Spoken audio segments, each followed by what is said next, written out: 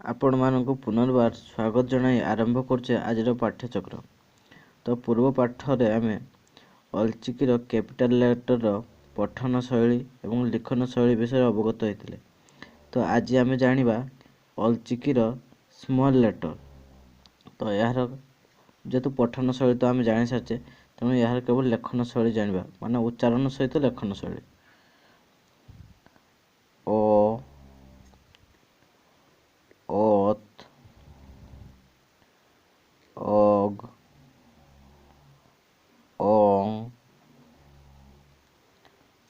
All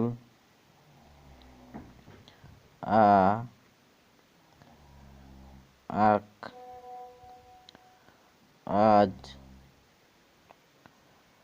आम आओ ई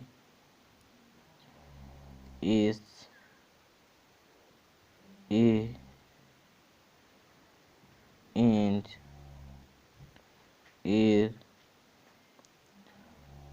ओ ouch ओद ओण ओय ए एफ एड एन एन एमती मध्य लिखि परिबा, नहले आमे एमती मध्य लिखि परिबा। एन ए ओ ओट ओ ओं ओ। तो यह थिला अलचिकीर स्मॉल लेटर लिखन शैली। तो पुनर्बार आमे यहाँ को लिखिबा ओ ओत ओग ओंग ऑल आ आक आज आम आओ ई इस ई इंच ईर ओ उच उद ओण ओय ए एफ एड एन ए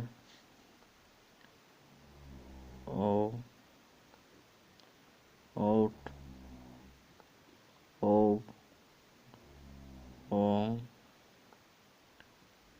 ओ।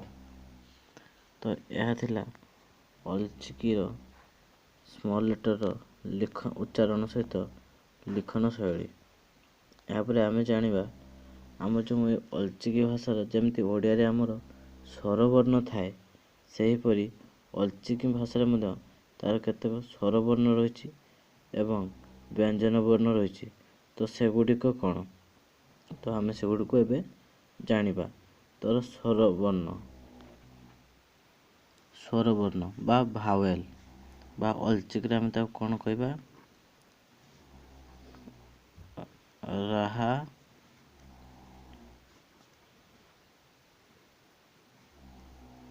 आड़ांग राहा आड़ांग। या जदि आमे छोट अक्षर लिखिबा केमति लिखिबा ना राहा ଆଳାଙ୍ଗ ରାହା ଆଳାଙ୍ଗ। ତ ସ୍ୱରବର୍ଣ୍ଣକୁ ଅଲଚିକିରେ ରାହା ଆଳାଙ୍ଗ କୁହାଯାଏ। ଆମର ଯେଉଁ 30ଟି ବର୍ଣ୍ଣ ରହିଛି ଏ 30ଟି ବର୍ଣ୍ଣରୁ ଏତିକ ହେଉଛି ଆମର ସ୍ୱରବର୍ଣ୍ଣ। ଏତିକ ହେଉଛି ଆମର ସ୍ୱରବର୍ଣ୍ଣ। ଆଉ ଯେଉଁଗୁଡ଼ା ସବୁ ରହିଲେ ସେଗୁଡ଼ିକ ହେଉଛି ଆମର ବ୍ୟଞ୍ଜନ ବର୍ଣ୍ଣ। ତ ସ୍ୱରବର୍ଣ୍ଣରେ କିଏ କିଏ ଯିବେ? ଯଦି ଆମେ ବଡ଼ ଅକ୍ଷର ଲେଖିବା ତାହେଲେ ଆସିବ ଓ, ତାପରେ ଆ,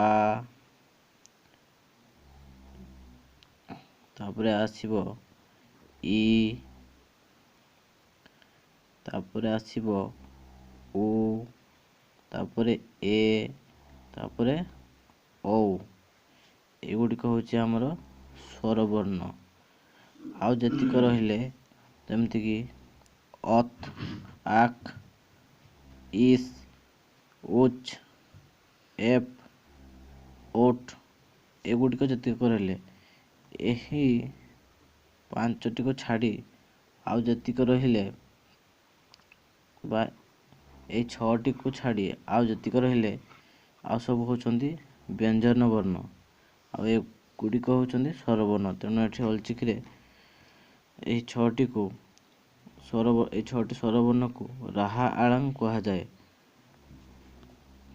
ତ ଏହି 5ଟି ସ୍ୱରବର୍ଣ୍ଣ ରହିଲା। ଆଉ ଯେତିକ ରହିଲା ବର୍ଣ୍ଣ ସେଗୁଡ଼ିକ ହେଉଛି କ'ଣ? ବ୍ୟଞ୍ଜନ ବର୍ଣ୍ଣ। ବ୍ୟଞ୍ଜନ ବର୍ଣ୍ଣ। ତ ଏହି ବ୍ୟଞ୍ଜନ ବର୍ଣ୍ଣକୁ କ'ଣ କୁହାଯାଏ ଅଲଚିକିରେ? ନା କେଚେଦ୍ ଆଳାଙ୍ଗ। ତ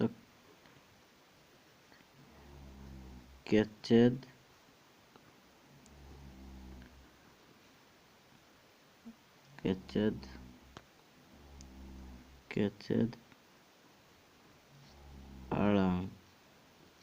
ତ କ'ଣ କୁହାଯାଏ? ନା କେଚେଦ୍ ଆଳାଙ୍ଗ। ସ୍ୱରବର୍ଣ୍ଣକୁ ଆମର କୁହାଯାଏ ରାହା ଆଳାଙ୍ଗ ଏବଂ ବ୍ୟଞ୍ଜବର୍ଣ୍ଣକୁ କେଚେଦ୍ ଆଳାଙ୍ଗ। ତ ସ୍ୱରବର୍ଣ୍ଣ ରହିଲା ଓ, ଆ, ଇ, ଉ, ଏ, ଔ। ଏଇ 6ଟି ହେଉଛି ଆମର ଅଲଚିକିରେ ସ୍ୱରବର୍ଣ୍ଣ। ବାକି ଯେଉଁ ରହିଲେ ଆଉ 24ଟି ଅକ୍ଷର ସେଗୁଡ଼ିକ ହେଉଛି ଆମର ସବୁ ବ୍ୟଞ୍ଜନ ବର୍ଣ୍ଣ। ତ ଆପଣମାନେ ଦେଖିପାରୁଥିବେ ଏଇ ଯେଉଁ 6ଟି ରହୁଛି, ଏଇ ଯେଉଁ 6ଟି ହେଉଛି ଆମର ସ୍ୱରବର୍ଣ୍ଣ। ଆଉ ଏଠି ରହିଛି ଯେତିକ ସବୁ ଏଇ ହେଉଛି 24ଟି ବର୍ଣ୍ଣ। ଏଇ 24ଟି ବର୍ଣ୍ଣ ହେଉଛି ବ୍ୟଞ୍ଜବର୍ଣ୍ଣ। ତାହେଲେ ସ୍ୱରବର୍ଣ୍ଣରେ ଆମେ ଏହାକୁ କହିବା ରାହା ଆଳାଙ୍ଗ।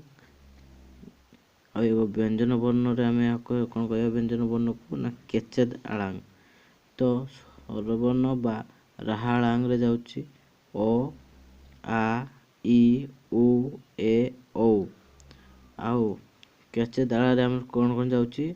ନା ଅତ୍, ଅଗ୍, ଅଂ, ଅଲ୍, ଆକ୍, ଆଜ୍, ଆମ୍, ଆଉ, ଇସ୍, ଇହ୍, ଇଞ୍ଜ୍, ଇର୍, ଉଚ୍, ଉଦ୍, ଉଣ୍, ଉଇ, ଏପ୍, ଏଡ଼୍, ଏନ୍, ଏଳ୍, ଉଠ୍, ଓବ୍, ଓଂ, ଓଃ। ଏସବୁ ରହୁଛି ଆମର ଏଇ 24ଟି ଯାକ ହେଉଛି କେଚେଦ୍ ଆଳାଙ୍ଗ ବା ବ୍ୟଞ୍ଜନ ବର୍ଣ୍ଣ।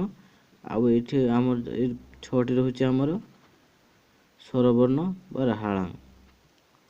ତ ଆଜି ପାଇଁ ଏତିକ। ଏହାପରେ ଆମେ ନେକ୍ସଟ ଜାଣିବା ନେକ୍ସଟ ପାଠଚକ୍ରରେ ଆମେ ଜାଣିବା ଅଲଚିକି ଭାଷାର ସଂଖ୍ୟା ବା 1, 2 ପ୍ରଣାଳୀ। 1କୁ କ'ଣ କୁହନ୍ତି, 2କୁ କ'ଣ କୁହନ୍ତି, 5କୁ କ'ଣ କୁହନ୍ତି ଏବଂ ସେଗୁଡ଼ିକର ଲିଖନ ଶୈଳୀ। ଯେମିତି ଓଡ଼ିଆରେ ଆମର ଲିଖନ ଶୈଳୀ ଗୋଟେ, ଯେପରିକି ଆମ ଓଡ଼ିଆରେ 1 ଲେଖୁଛେ, ଇଂଲିଶରେ 1 ଲେଖୁଛେ, ହିନ୍ଦୀରେ 1 ଲେଖୁଛେ, ସେହିପରି ଅଲଚିକିରେ ତାଙ୍କର 1, 2, 3 ଏପରି ବା ମିଦ୍, ବାର, ପେ ଏପରି ତାଙ୍କର ରହିଛି। ତେଣୁ ସେଗୁଡ଼ିକୁ ଆସନ୍ତା ଭିଡ଼ିଓରେ ଆମେ ଜାଣିବା ଅଲଚିକି ଭାଷାର ସଂଖ୍ୟା ଲିଖନ ପ୍ରଣାଳୀ। ଆଜି ପାଇଁ ଏତିକ। ଭିଡ଼ିଓଟି ଦେଖୁଥିବାରୁ ଧନ୍ୟବାଦ। ଏପରି ଅଲଚିକି ଭିଡ଼ିଓ ଦେଖିବା ନିମନ୍ତେ ଆମ ଚ୍ୟାନେଲକୁ ସବସ୍କ୍ରାଇବ୍ କରନ୍ତୁ ଏବଂ ଲାଇକ୍ କରନ୍ତୁ। ଧନ୍ୟବାଦ।